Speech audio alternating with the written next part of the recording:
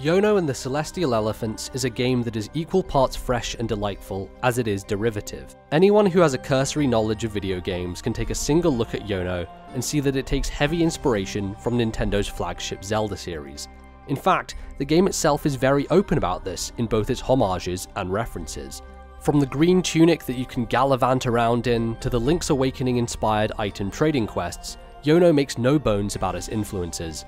Honestly though, that isn't necessarily a bad thing, as the traditional Zelda formula is one that few developers ape, and one which I think should be attempted more often. Playing as the titular Yono, you arrive in a world where elephants are lauded as deities, and the various inhabitants include humans, undead, and robots, where tensions are high and the political analogies of class and racial difference are clear to see. This is somewhat surprising for a game that is so cute and colourful, and yet the clash in tonality between narrative and aesthetic had me more engaged with the story than I initially expected. Unfortunately, the characters that surround you don't feel particularly well realised and are forgettable at best, but as window dressing to the core of the game, they at least provide a frame for the world. Yono certainly has a lot of lore, and it's there for your perusal if you so wish, but for those who care simply about adventuring and solving puzzles, skipping it isn't going to lessen your enjoyment. The main gameplay loop consists of travelling across the world in a linear fashion, exploring towns, dungeons, and various different environments that all feel distinct from one another and all provide a new look. You'll go from exploring dark, dusty underground caverns where your vision is limited by the low light, to bright, vibrant autumnal forests that remind you why games like Super Mario Odyssey are making such an impact with people. The world is inviting and soft in its visual stylings, with the round and bouncy Yono epitomizing that feeling of joy. While few in number, the towns are larger than I expected, and though most side quests involve simple tasks, they are a good enough distraction to break up the pace.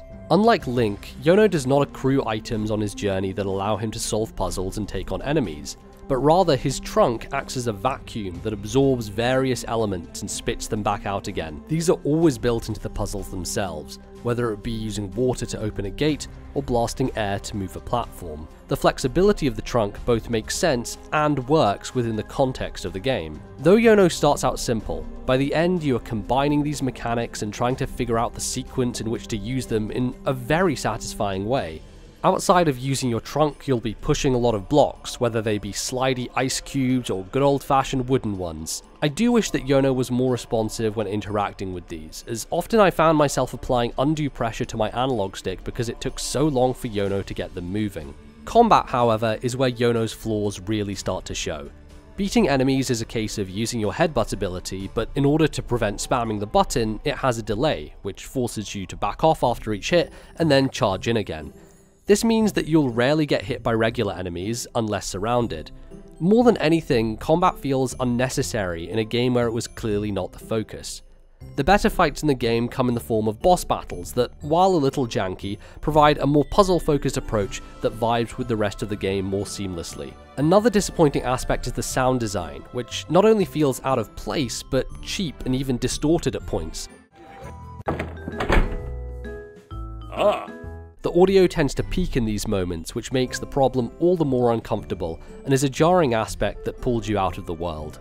Yono is generally a pretty bug-free game, though certain problems appeared here and there. Yono's damage animation can cause him to be caught in an infinite loop where it is literally impossible to escape and death is all but assured, and there were also moments when a box would inextricably get stuck in a wall. However, those were the rare exception in a PC version that otherwise runs well and looks great. Despite its issues, I had a really fun time with Yono.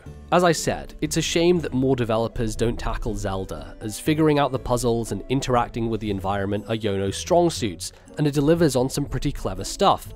If you're looking for a short but charming adventure where you can dress up a cute little elephant as Darth Maul, look no further than Yono and the Celestial Elephants.